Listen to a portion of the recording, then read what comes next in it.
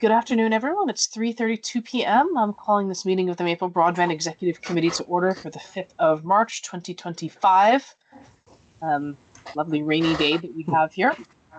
The first thing up is to approve the agenda. So I'll entertain a motion to approve. So moved. Okay, can I get a second? Nancy, you're muted, by the way, if you want to be speaking. And would anyone like to make any changes to the agenda? All right, hearing none. All in favor of the agenda as distributed, raise your hand or say aye. Okay, and y'all have an agenda. So approval of the minutes from February 26th. So those were distributed as well. I'll entertain a motion to approve. Nancy? Yep. Okay, can I get a second? Shannon? All right. Any edits, comments on the minutes? Okay, hearing none.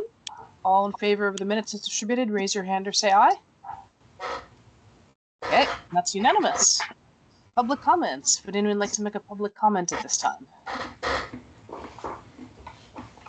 Okay, hearing none. Steve. Yes, thank you. I'm going to make this brief. We have probably a lot to discuss, and so we want to make sure we have the time to talk about everything we need to. My general high-level comment is that when we met with the governing board last month, we did tell them that we would be able to provide them some detail on what our contingency plan would look like. So excuse me. So I guess my request of the executive committee would be that we are able at the end of today's meeting to have some substantive comments about what we think that contingency plan would look like, so that they'll feel like we've been a productive executive committee. Not just sitting around twiddling your thumbs. Yeah. So really, that's the extent of it. I just want to make sure we have that done. I've got a lot of contributions to make to that. It sounds like Ellie does as well. So I'm really not so much worried about it as I was, but still, what do we need to drive to some kind of a report on that side? That's my chair report. Okay, that is great. And I will give my executive director report. So it's only been a week since we met the last, and as many or all of you guys know, I came down with the flu, which threw everything into delay. So I am prepared to have that discussion in executive session around contingency planning. It's not a complete or perfect analysis, but it's enough that we can have a ballpark discussion of what we might want to do. And the other updates, I think I mostly gave via email. I spoke to Syracuse and got some very encouraging words about how much they've enjoyed working with us. And we got some positive feedback from Bonnie on the audit, and so I had planned to be finished by the end of last week, and that obviously didn't happen, but I'm nearly done with the finishing of the analysis on 2023. So here's Adam. So we can cover that more when we get to the updates section further on. But I think I'll answer any questions you guys have, but I think mostly I'll yield my time to the discussions later on.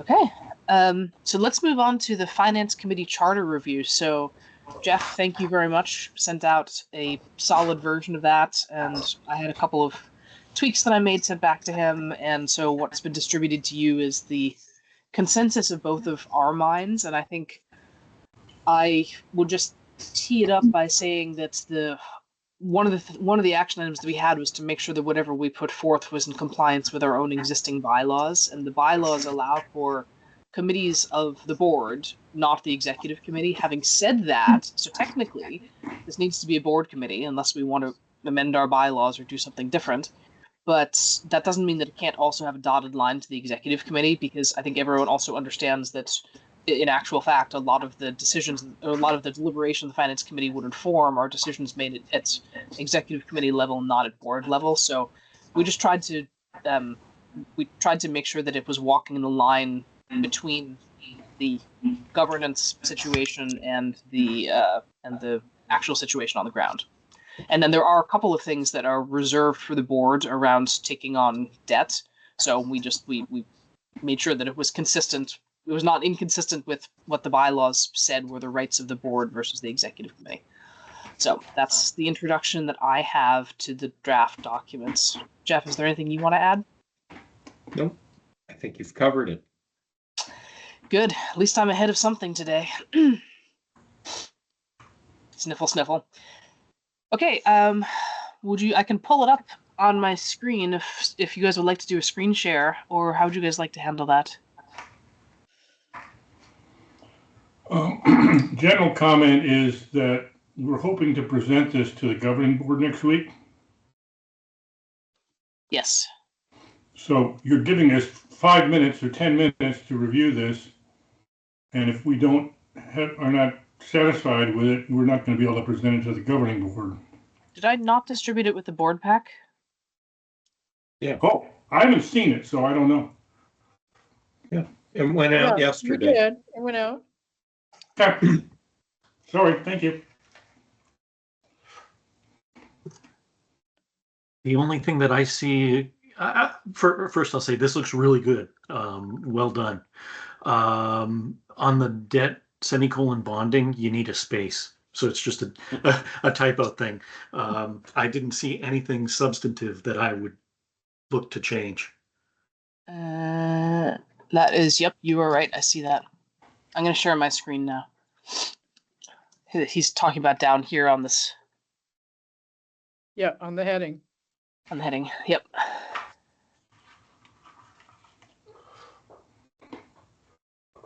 Nancy. I thought it looked great too. My only question is when we present it to the governing board next week, is our purpose to get their approval for what do we need the governing board to do? Yes, we would like the governing board to adopt this charter and authorize the creation of the finance committee. I think the motion would be something along those lines. And my plan would be to distribute this along with the board pack that goes out, hopefully at the end of this week. And then would we be suggesting the membership?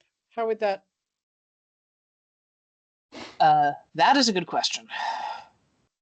So the way this is set up is it says once established, there'd be between 3 and 7 members, one of whom shall be the incumbent treasurer.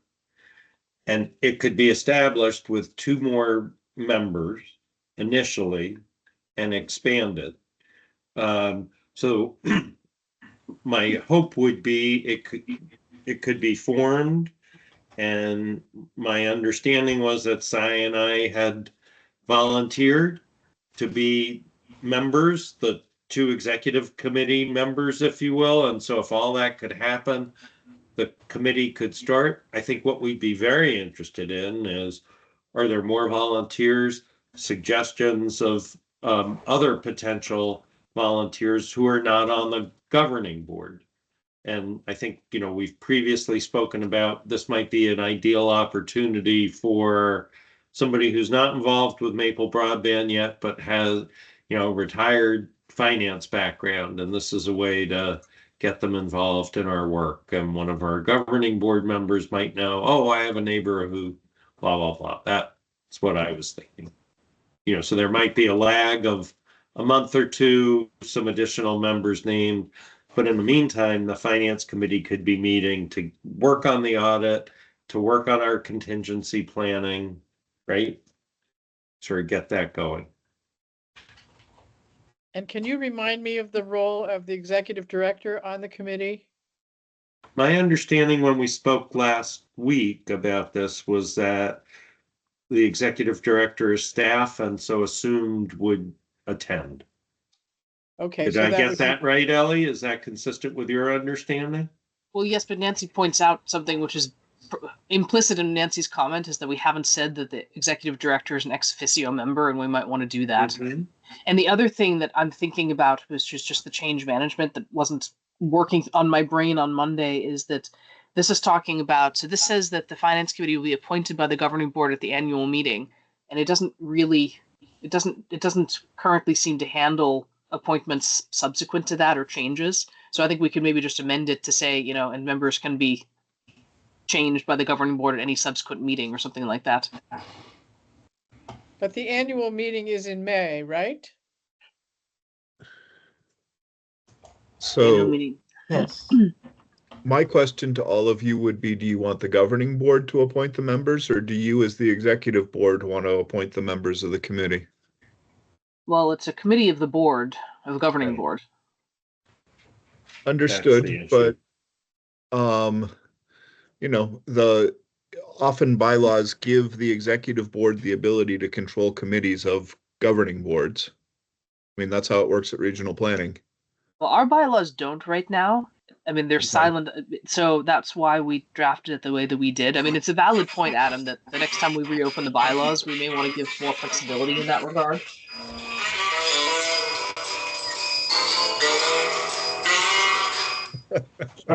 Sorry.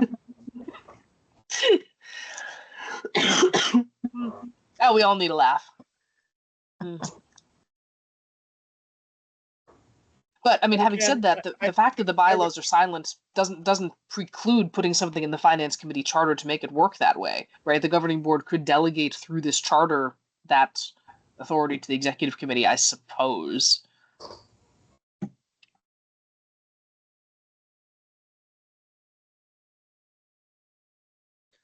I don't know. I'll add myself My to the ex officio member suggestion when you is guys you'd talk rather about it. have the e-board, your board, this board control your board appointments than the full governing board. But That would be my recommendation.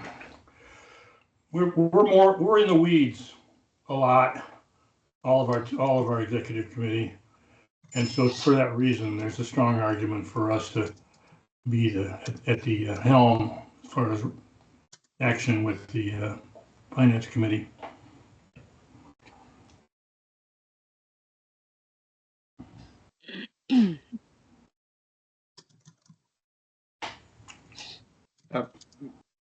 That's fine with me. I don't want to take up a lot of time wordsmithing this. So instead of members of the finance committee shall be appointed by the governing board, we're saying they'd be appointed by the executive committee. Would we still use the district's annual meeting as the milestone?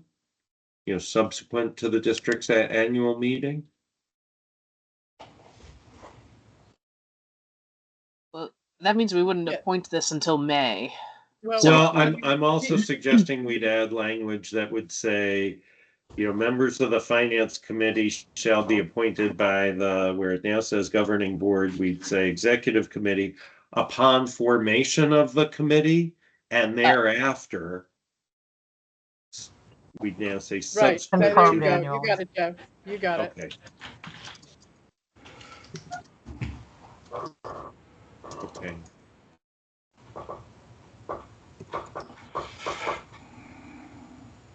And thereafter, At would it be the executive committee's first We don't have- meeting subsequent to the district's annual meeting.